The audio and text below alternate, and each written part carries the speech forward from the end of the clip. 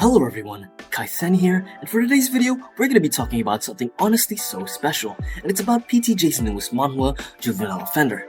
But before we begin, according to YouTube statistics, over 80% of people who watch my videos aren't subscribed, so our goal is to get that number to be at least 50% by the end of next month. Furthermore, let's get started.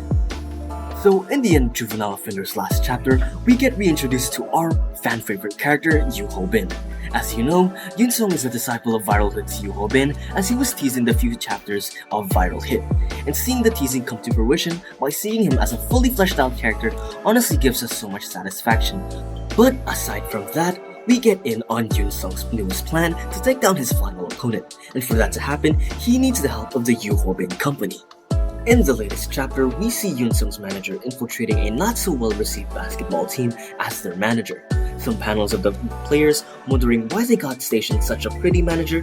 It's then shown that Yoon-sung told Miss Joanna to infiltrate some sports teams for Hobin's help, as his plan is to infiltrate the betting sports teams of Black 10. We also find out that the reason Yoon-sung asked for Hobin's help is because he needed spies on the inside, essentially having the Yoo Hobin company play in the sports that he betted on, essentially controlling the game's outcome to his favor. We then cut to a panel of Miss Joanna speaking to an unknown yet familiar figure, telling him Yoon-sung's plan. We then cut to Yoon-sung's target. With his family, he calls his mercenaries to take out the infiltrators Yoon-sung placed in the sports teams. This is where we get a full-page spread of Yoon-sung's agents, having Wang Guk as a player for basketball, Hwang Mang-gi for ping pong, Gil Han for volleyball, and Yeon-woo for baseball. We find out that the final game Yoon-sung's controlling is soccer, and where Kwon Se-hoon has placed mercenaries to take out the player that Yoon-sung placed in the soccer match. We then get a spread of Se-hoon's agents on their way to the locker room, and as the mercenaries wait, the long-awaited figure finally enters the locker room, and honestly, to my surprise, it turns out to be Yoon-sung's makeup artist, Soo-jin Kim. And as they're very confused, they're greeted by Chang-woo as well. And let's just say they might not make it out of there alive.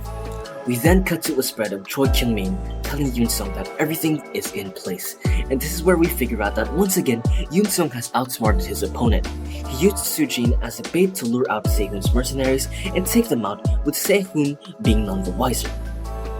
And that Yoon-sung's agent was already in the field from the start. We then cut to this amazing spread of a man with his back turned and his jersey that says Yoo Hobin. That's right. Our final player is Yoo Hobin himself, and as he thinks to himself just how intricate Yoon-sung's planned all of this, Se-hoon's goons are beat up in the locker room as he speaks. And as the chapter comes to an end, we get some amazing spreads of Yoo Hobin looking proud and confident in both his abilities as well as Yoon-sung's plan. And with that, the chapter ends with Yoon-sung's plan finally starting. This chapter was honestly so unexpected, and we got showcased not only Yoo Hobin's abilities, but as well as how intelligent Yoon-sung actually is. I'd even argue he's on the level of Eugene. And speaking of Lookism, it'd honestly be such a delight to see how Yoon-sung's intellect and fighting prowess would impact the course of Lookism's future, but as of now, we'll just have to wait and see for what the Hood crew does next. And with that, so yeah.